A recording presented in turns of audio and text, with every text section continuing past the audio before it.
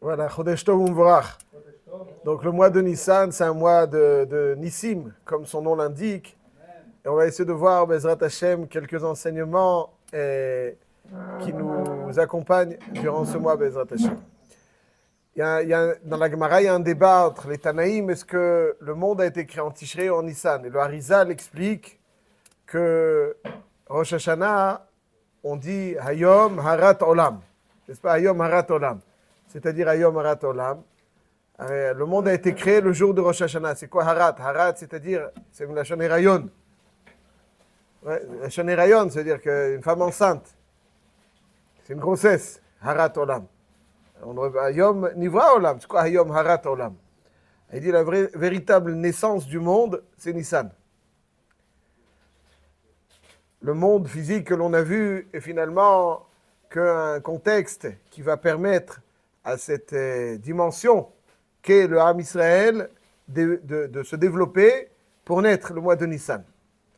C'est-à-dire que la réalité n'est pas l'écorce que nous observons, mais la profondeur qu'elle renferme. Et donc cette réalité physique est comme une matrice qui va permettre donc à ce qu'il y a de plus profond, le Ham Israël, de naître.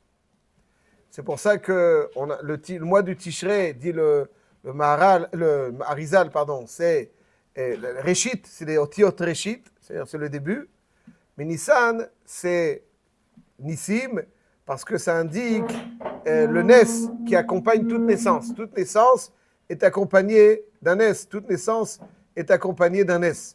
C'est pour ça qu'on l'appelle ça donc le mois de Nissan.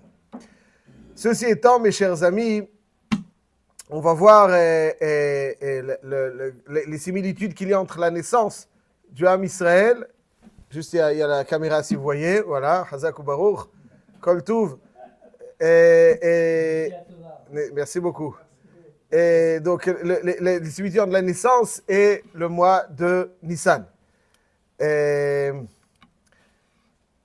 À la création de l'homme, il y a marqué Vaipar be'apav nishmat chaim vayi adam lenefesh chaya. N'est-ce pas? Vaipar be'apav nishmat chaim. Hashem va insuffler donc une âme, la vitalité à l'homme.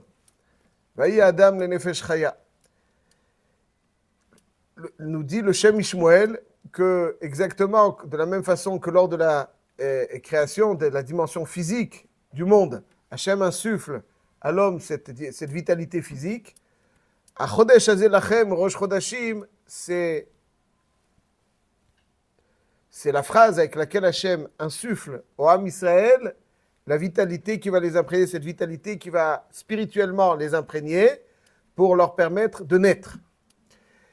On sait qu'il fallait prendre le Korban Pessah, le désigner quand? À Mitzrayim. Quand est-ce qu'il fallait le prendre? Le 10, Pesach Mitzrayim Mikro Mi Be'asor. N'est-ce pas? Donc c'est le 10 Nissan. Pourquoi est-ce qu'il fallait le prendre le 10 Nissan? Il explique le Shem Ishmoel que à travers la Chodesh Hazeh, Hashem a insufflé cette vitalité spirituelle qui va imprégner les 10 dimensions qui constituent les 10 dimensions, les 10 forces, Kochot HaNefesh, donc les 10 dimensions qui constituent l'être. L'être étant constitué de 10 dimensions, comme tout le monde le sait, n'est-ce pas? Vous connaissez les 10 dimensions de l'être, voilà, on n'a pas besoin de rentrer dedans. Donc toutes ces dimensions de l'être vont être imprégnées par cette vitalité insufflée dans Chodesh Hazeh Lachem, Rosh Chodashim. Une fois que ces 10 dimensions vont être imprégnées de vitalité de Vaipach be'apav nishmat chaim, alors on pourra être Moser Nefesh, c'est la vitalité donc qui va nous permettre de se dévouer sans compter en prélevant donc cet agneau qui va nous attirer les foudres des Mitzrim et finalement, qui aurait pu nous attirer les foudres des Mitzrim, et finalement donc il y a le Nes, puisque le 10 comme on le sait, c'était Shabbat Agadol, donc c'est le Nes. Ça, c'est pour ça que le 10. Ensuite, on va arriver à la naissance, proprement dite, le 15. Il y a le 14, donc on est shochet la Avodah Zarah des Mitzrim, et le 15, où on consomme donc ce Korban Pessah, accompagné de Matzah et de Maror, et on bascule donc dans la Avdut Hashem. Donc, ça, c'est la naissance. Le processus, le mois de Nissan, ça a toujours été le mois le plus Mesougal pour la Géoula, parce que c'est le mois des Nissim, et toute naissance est un Nes. Et donc la naissance du Ham Israël, c'est fait donc en plusieurs étapes. Donc la vitalité de Achodesh Hazelachem injectée dans la dimension de l'être, qui va enfin pouvoir le 10 être Moser, donc après avoir imprégné ces 10 dimensions, être Moser Nefesh. Ensuite, on va être Shochet la Avodazara des Mitzrim, donc la force rouchanite des Mitzrim. Et ensuite, on va basculer et on va passer de Avdé Paro à Avdé Hashem, et c'est ça véritablement notre naissance. Alors, cette naissance-là, comment est-ce qu'elle va être véritablement vécue? Qu'est-ce qui va traduire cette naissance?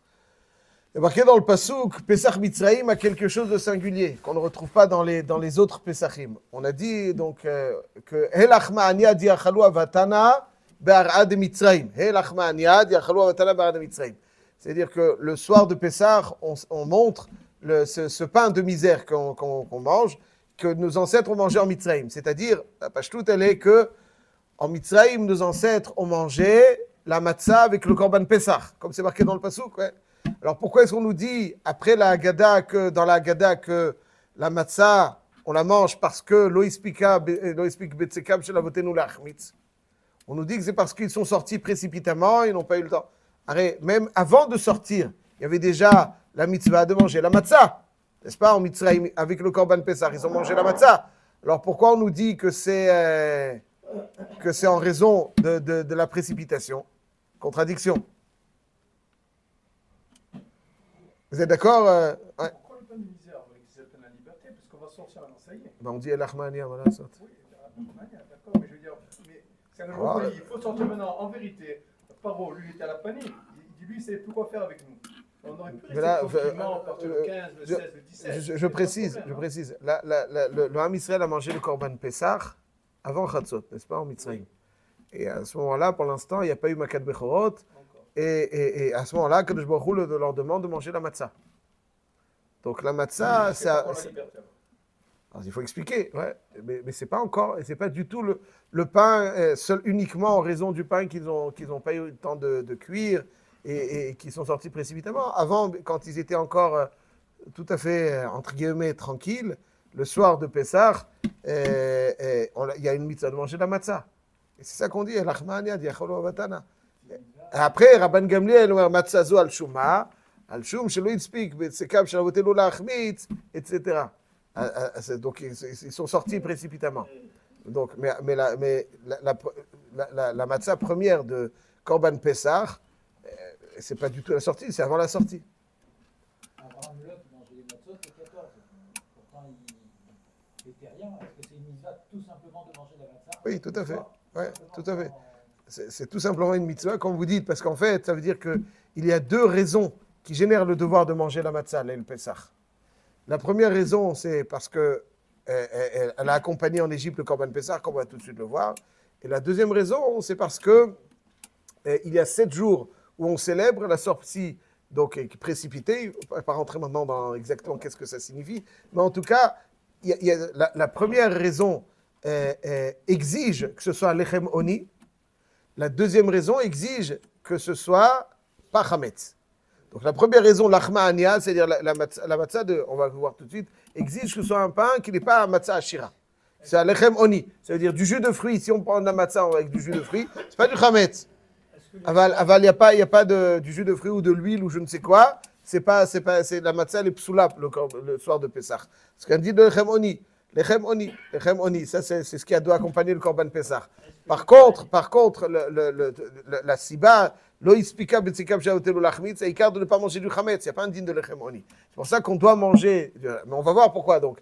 On doit manger de la matzah lechem oni, pas simplement parce que lo ispika betsikam shaotelu lachmitz, mais parce que c'est de cette façon qu'on a basculé dans la avdout d'Hachem. Comme on va tout de suite le voir, notre naissance, c'est basculé dans la avdout d'Hachem. On était Avdé Paro, le plus vil des êtres, et finalement on a basculé, on est monté, mais Bira Mikta le Igra Rama. C'est ça, du plus bas au plus haut. Mitehila, Ovde Avodazara, Yu Avotenu, Avadim Ainu le Paro, Bemitzray, Matril, Bignout, ou Besem Bishvach. Avoir été propulsé. Il n'y a rien de plus prestigieux qu'Asher Bachar Banu Mikol Ha'amim. Est-ce que les Kohanim, dans le Beit Maqdesh, ils mangent le korbanot avec du matzah ou avec du pain? Matzah. Matzah. C'est pour ça que Hachem a dit. Ok, oui. Non, c'est-à-dire les corbanotes, ils pouvaient manger comme ils veulent. Je n'ai pas compris votre question. Maintenant, je la comprends. C'est-à-dire que les corbanotes étaient constitués de matzah, essentiellement à part à Shavuot. Oui, c'est vrai.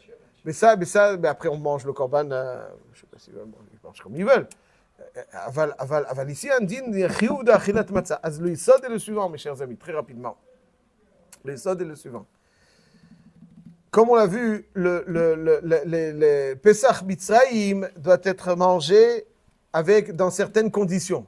Quelles sont les conditions qui permettent de manger Pesach Mitzrayim? C'est quoi Pesach Mitzrayim? Le pasuk nous dit que Pesach Mitzrayim devait être mangé Motnechem Hagurim Na'alechem Beraglechem Makelchem Be'edchem. Ça veut dire que ça, c'est quelque chose qui est singulier à Pesach Mitzrayim. La Gemara, dans la Mishnah, dans Pesachim Tzadik Vav, elle nous dit ça, c'est que Pesach Mitzrayim. Ça veut dire quoi? C'est-à-dire aujourd'hui, il y en a qui sont allongés sur les matelas le soir de Pesach.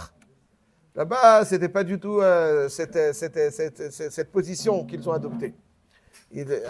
C'était les ceintures. Hein? C'est quand quelqu'un commence la Seouda, il enlève sa ceinture, comme c'est marqué Shabbat. Ouais, dans ma Sechet Shabbat. Là, non, au contraire. Motnechem chagurim, na'alechem beraglechem. Ma pshat. Parce que la pshat, il est comme ça. Il y a marqué dans la Mishnah, dans Kiddushin. Et là, je vais juste dire, Eved Knaani, nikne bekesef bishtar.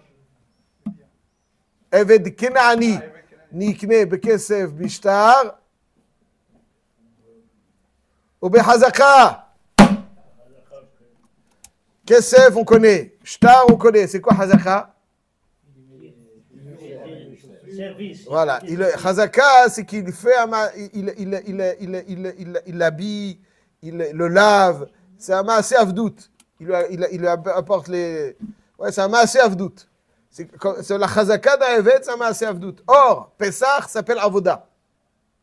Ma avoda azot lachem, ma avadtem et avoda. Stam avoda, c'est Pesach. Comment on connaît, pourquoi ça s'appelle avoda? Parce que c'est la façon dont on va être acquis par Hachem. On va basculer kiviachol dans l'avdou d'Hachem. Et ça, c'est Motnechem Chagurim. Ça veut dire prêt à l'action. Prêt à l'action en se contentant de manger des choses très premières, sans rajout, parce que quelque part, notre énergie doit être orientée, c'est ce vers quoi nous avons basculé ce soir-là, de Avdei Paro à Avdei Hachem, et ça c'est Motnechem Chagurim. Après, chaque année, on va rajouter quelque chose, on est des Bnei Chorin, maintenant que ça s'est passé. Allez, ça devait se passer, mais une fois qu'on est passé, En lecha ben chorin la Mishnah Osek Batorah. C'est ça la vraie chérout. Donc le kinyan de Avdout, c'est ça qui permet à l'homme, en basculant dans l'Avdout d'Hachem, c'est ça qui nous permet d'être les vrais Bnei Chorin. Aussi paradoxal, ce qui puisse a priori paraître, c'est la chérout amitit. Et ça, c'est pas. Chaque année, on va renouveler une dimension de chérout à travers donc la matzah qui est l'achma ania diachalou avatana. Ouais, cette nourriture, la première. Ça, c'est le mois de Nissan. Le mois de Nissan, c'est le mois des Nissim, c'est le mois des naissances. C'est le mois des naissances de toutes les Géoulotes, c'est le Nissan Igalou, Nissan Atidi, Igaël. C'est un mois, donc, comme son nom l'indique. Ouais, ils disent, dans ma Sechat de Babakama d'ailleurs, il y a marqué que le shor, il est Ravtsan. Il y a Rovetz et il y a Ravtsan. Ravtsan, c'est-à-dire qu'il est sans arrêt en train de